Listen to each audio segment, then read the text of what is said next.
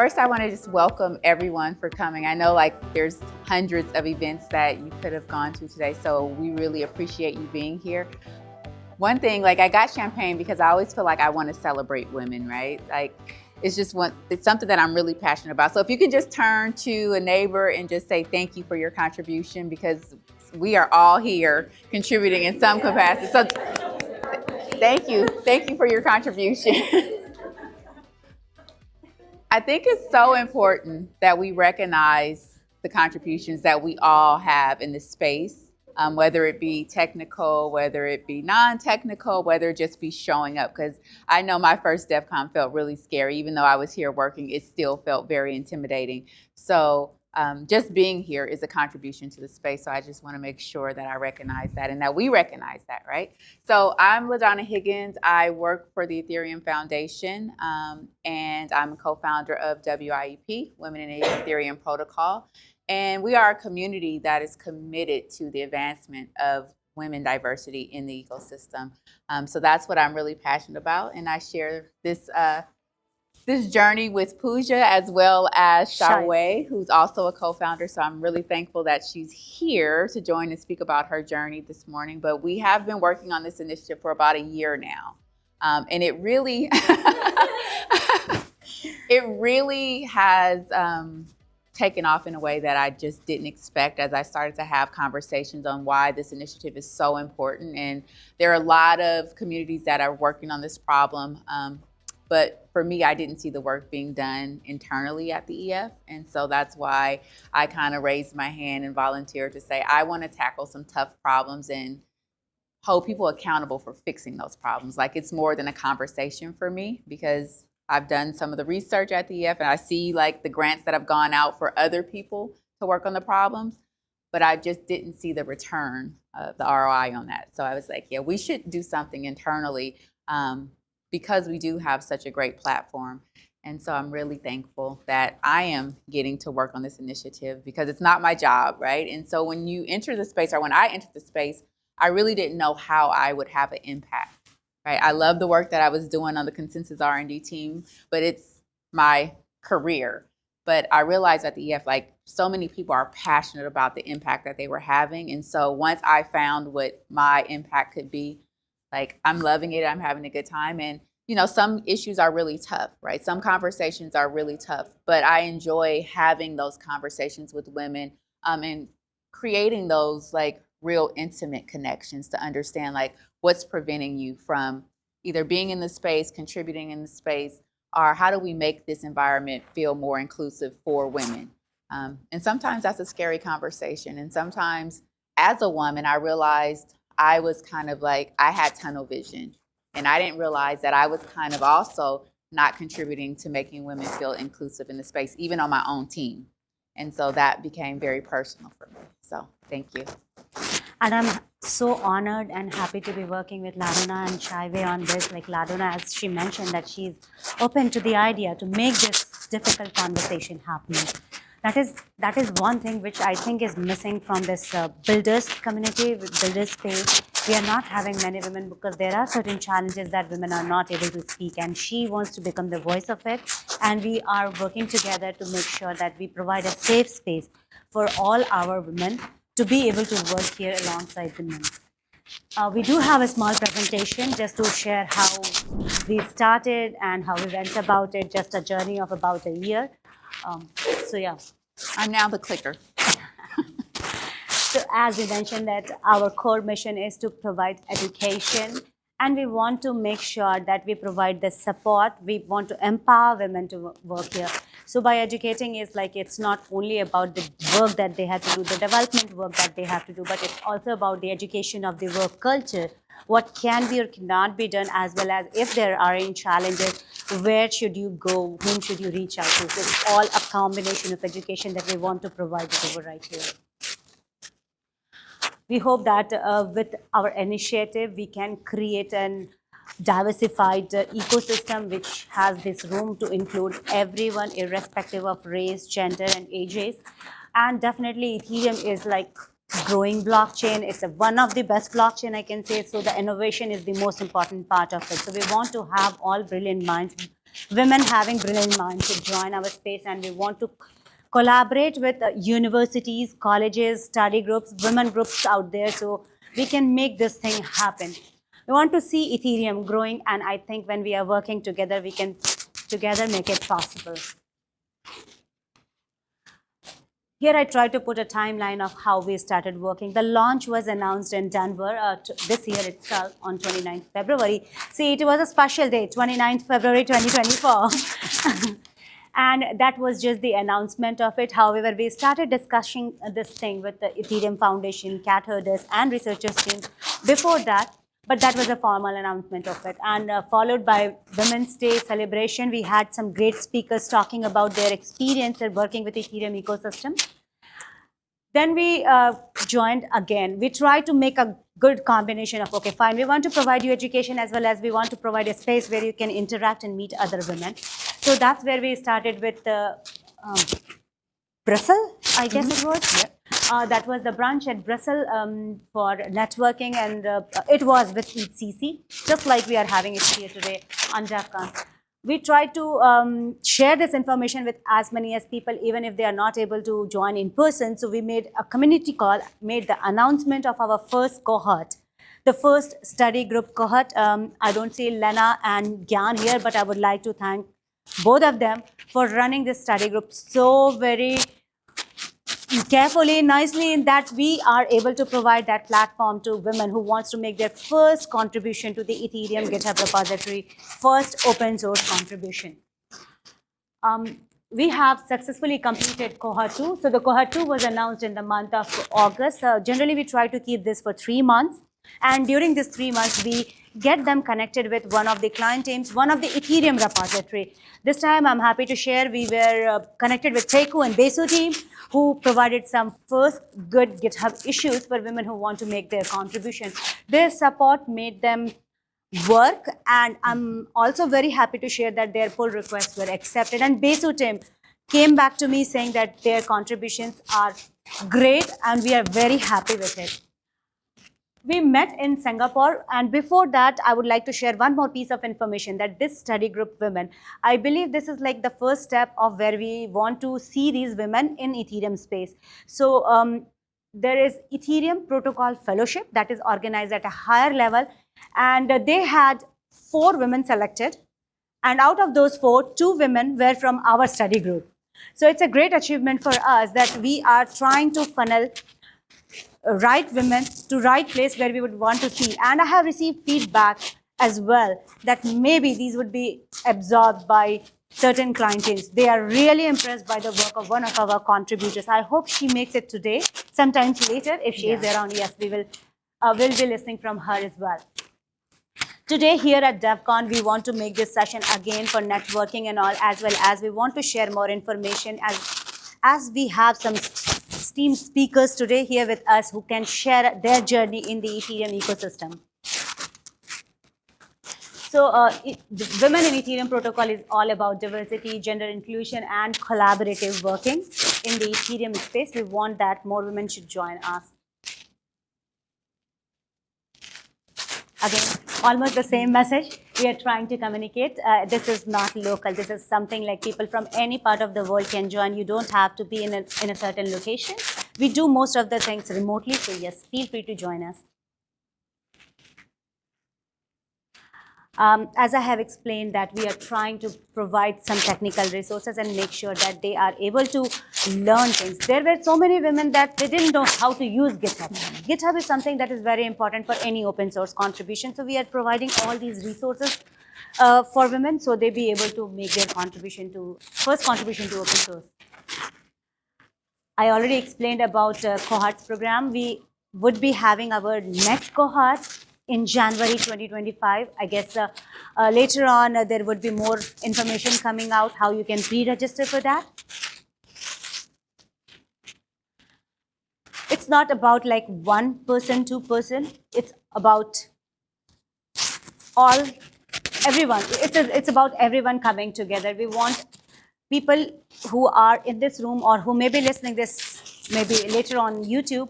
If you have any of these things, like if you want to contribute in any of the direction, like you think that you can mentor, you want to learn, there are so many rooms here that can make you a good fit for WIEP. We want to make this a safe space, and that's why if you have anything with which you can help us, please join us. These are some of our socials. You can perhaps reach out to us, Ladna, Shaive, me. We are happy to provide more information about it. Feel free to email us, and this is our Twitter handle. We have also created a GitHub handle where we are trying to document all cohorts-related contribution, information, and upcoming news there. So if there are any question answer, we are happy around. We can take it. Great. How many women are involved in the women in Ethereum up to now? In the study group, do we have those numbers? I know Elena is going to make a presentation later today. If I remember the number correctly, there were 14 women selected for the second cohort. So we are hoping to get more participation. It's just that we are being mindful of women who want to contribute, should have basic knowledge, their interest. We are just trying to vet them properly. So applications are like, the selection is less than 25%. So we are definitely getting good. The study group. Lena and Gyan, who are from the study group coordinator, they would be here giving a complete presentation, more information about it. What's the expected or hoped for outcome of the study? Are you hoping these folks find jobs in the ecosystem? Is it more for people who are hoping to become founders, both? We are hoping to get more women in development teams, so definitely not the founder. Our hope is that if you are newcomer, you consider this as your first step into Ethereum ecosystem, and then there is EPF, Ethereum Protocol Fellowship, and then finally the core team. If you are good enough, it's just that you didn't know that there is something like this existed and you can be able to contribute to client team directly, please, that's an opportunity we are trying to provide here. Any other questions? Great. Well, I have the honor of introducing my colleague, Xiaowei, who is a lead researcher on the Consensus R&D team. She was one of the reasons I was so passionate about starting WIEP. We had worked together for about a year in passing.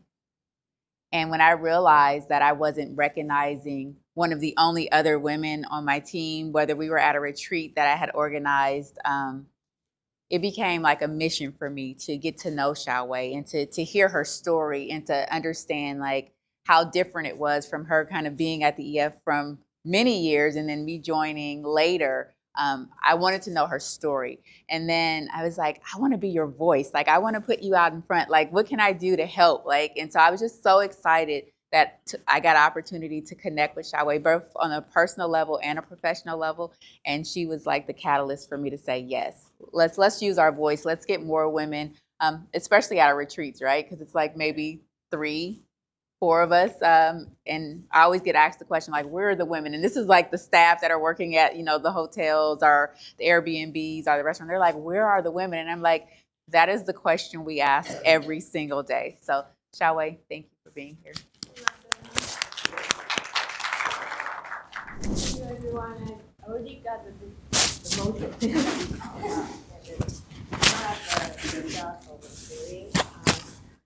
So like I joined the EF at 2017, so it's my 7th year. I know, right? Like I was maybe the first woman in our team. That lasted for a couple years. Not our team, but like Mary and Ranjan joined the EF research, the border research team. Yes. So like we now have a few more women, but not enough to say we are winning, I think. So not winning, just being more comfortable with the environment. And like over the years, I was and still a coward that I'm not comfortable to say like, okay, let's fight for women's rights. But I'm really glad La Donna offered her support, and Pooja, and we have so many collaborators in this, contributors in this ecosystem. Right. So I think, like being the Ethereum core devs or core researcher, I think that at least the coolest job, at least I feel I can access to. It's not like landing Mars, but like it's cool to be part of this community. And knowing that we are building good things for Ethereum, and Ethereum unlocked so many opportunities to broader, to worldwide people to use it.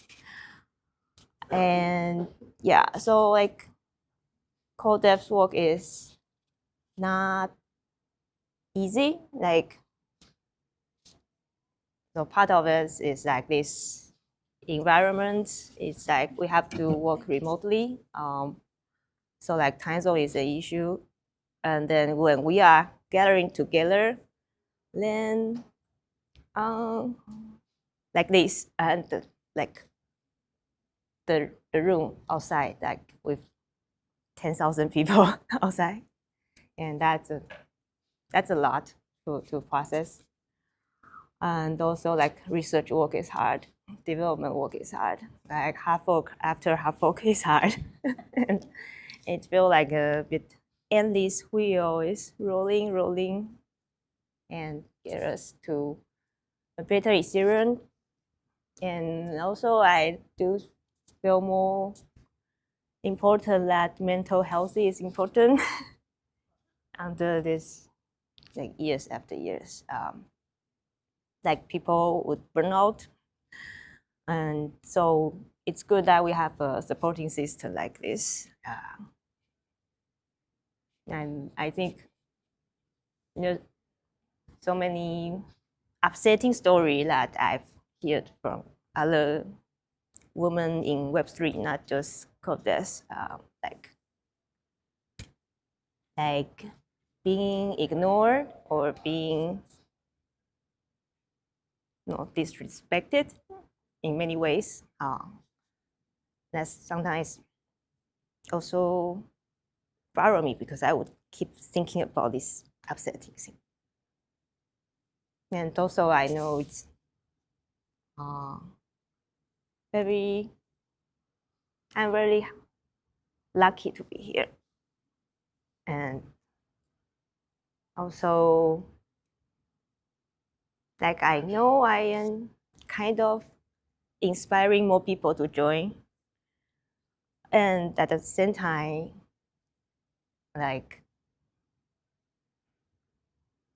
I'm not sure if I am qualified to release. And then yesterday, a friend told me this kind of sentence was like, what, humble brag, is that the term?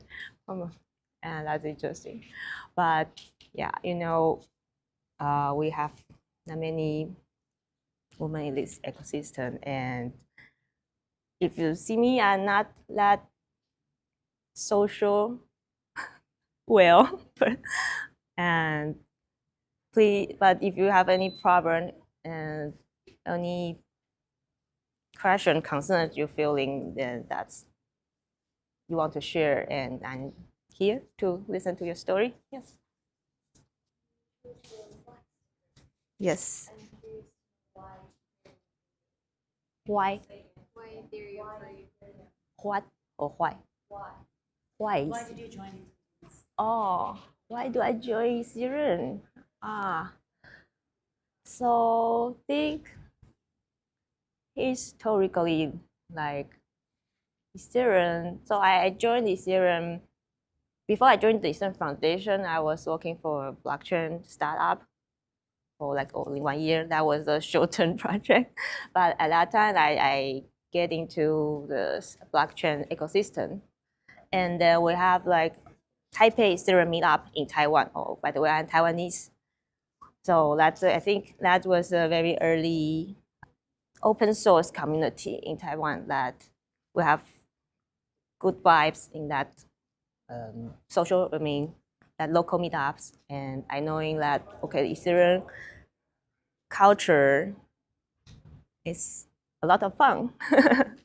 Like we have the fun people, and also like, I think the brand was very attracting, and also the technology that this open source and the decentralized idea that attract me the most. Yeah, okay. Thank you. You are a great inspiration, Jerry. Oh. You are very qualified. Before Xiaowei goes, I want to share a personal story that when you were talking that I remember when we were in Kenya, me and Xiaowei had the opportunity to sit with Vitalik and have dinner. And so I was pressing him and I was like, hey, so, what do you think about, what should we do about like getting more women, to contribute to the protocol? And, he's kind of like, he was thinking about it. And I said, when you hired Xiaowei, did you hire her because she was a woman? And he thought about it and he said, no, I hired her because she wrote good code. And I think it was, she wrote good code. And I think that was a breakthrough moment. Like Xiaowei said, she had never known that. But I think that just comes from like natural conversations of sometimes we don't hear that from, people that, we really look up to or that inspire us, that it's not because we are a woman of the opportunity. It's actually because we're really good at what we do. And so I think that is a message that I've always have taken away from that conversation when I'm speaking to other women about contributing to the space or why they don't feel comfortable. And sometimes I hear I think I'm asked to be a speaker because I'm a woman. And I'm always like, wait, not because you're qualified, not because you do a really good job. And I just feel like sometimes we have to change that thought pattern of the why and know that we're just good enough. And we are contributors and we have something to contribute. So thank you, Xiaowei. Thank you, La Donna. Thank you so much.